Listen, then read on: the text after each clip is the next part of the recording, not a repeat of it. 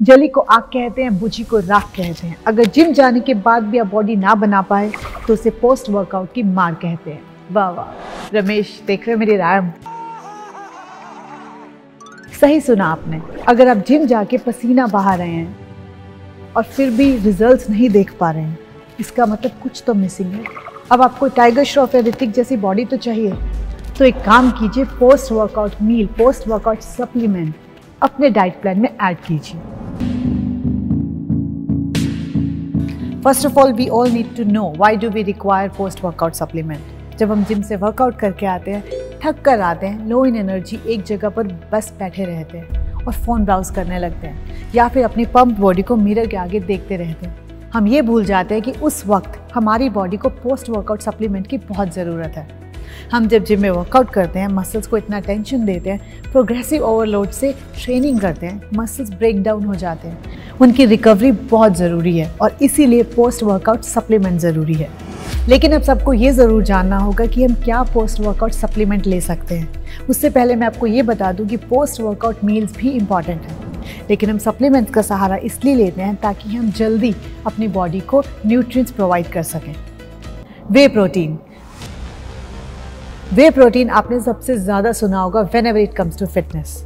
जिस इंसान ने भी जिम जाना शुरू किया या फिटनेस में बस कदम ही रखा है, उसके दिमाग में वे प्रोटीन ही आता है। Whey protein is a form of protein which comes from milk. It is a complete source of protein because it has a lot of amino acids in it. It is quick, it is easy to digest, and it is the best to repair and develop muscles. Next is whey protein concentrate. It can also be used as a meal replacement post-workout.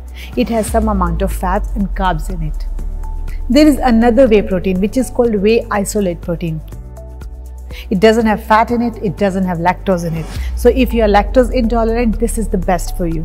It has the maximum protein among all. There is one more whey protein. It is called whey protein hydrolyzed. It has digestive enzymes in it. इसीलिए ये digest होने में भी कोई problem नहीं देता है। Let's talk about casein. Casein protein भी दूध से बनता है, लेकिन इसे डाइजेस्ट होने में टाइम लगता है, इसीलिए इसे टाइम रिलीज प्रोटीन भी कहा जाता है। इसका मतलब है कि ये आपके बॉडी के सेल्स को कॉन्टिन्यूसली अमीनो एसिड्स प्रोवाइड करता है। Casein protein is suitable for post workout. अगर आपको लगे कि आप 1-2 घंटे तक कुछ खा नहीं सकते हैं, तो आप वे प्रोटीन की बजाय केसिन प्रोटीन ले सकते हैं।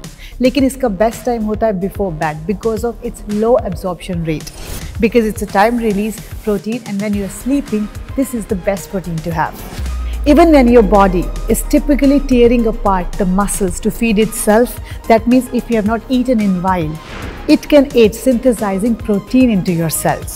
यानी कि वर्कआउट करने के बाद अगर आप कुछ घंटों तक नहीं खा रहे हैं, तो केसिन प्रोटीन कंज्यूम करना is the best. There is another type of protein which is called soya protein. Soya protein soybean से बनता है। इसमें भी बहुत मात्रा में अमीनो एसिड्स होता है, जो कि मसल ग्रोथ और मसल रिपेयर में हेल्प करता है। This is an isolated form of protein and it dissolves very quickly. Let's talk about the rituals post workout. जैसा कि आप जानते हैं कि वर्कआउट करने के बाद आपकी बॉडी डिहाइड्रेट हो जाती है। ऐसे में कोकोनट वाटर पीना is the best solution. It has enough amount of magnesium, potassium and sodium in it. It provides enough nutrients and it keeps you hydrated.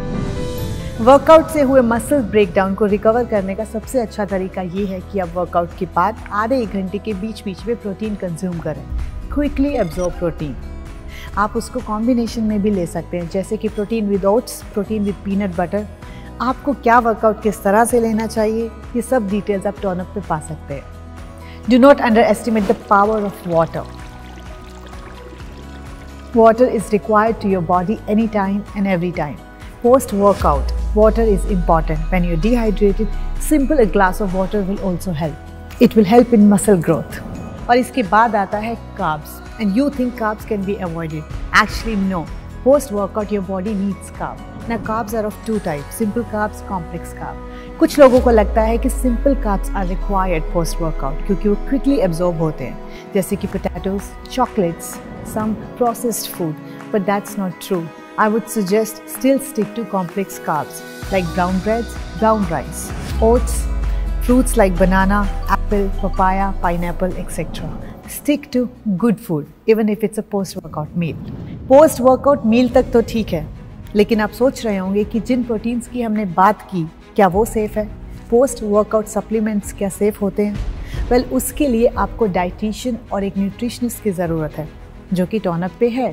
They will guide you, they will tell you that it is safe to consume, कितना, कब और कैसे लेना है। They are the best people to guide you on that. By the way, supplements का मतलब ही ये होता है जो चीज़ हम नेचुरल फूड से कंज्यूम नहीं कर सकते उसी के लिए ही सप्लीमेंट्स बनाए गए हैं। ऐसा नहीं है कि आप कुछ पर्टिकुलर न्यूट्रिएंट्स या प्रोटीन या अमीनो एसिड एक फूड से नहीं ले सकते। आप ले सकते हैं, बट आप उस फूड को कितनी मात्रा में खाएंगे या खा सकते हैं वो डिपेंड करता है, because we have to also take care of our calories intake. And for all these questions, tone up is there. So pick up your phone and call us now. You can get free consultation and TONUP. Remember, TONUP is always with you.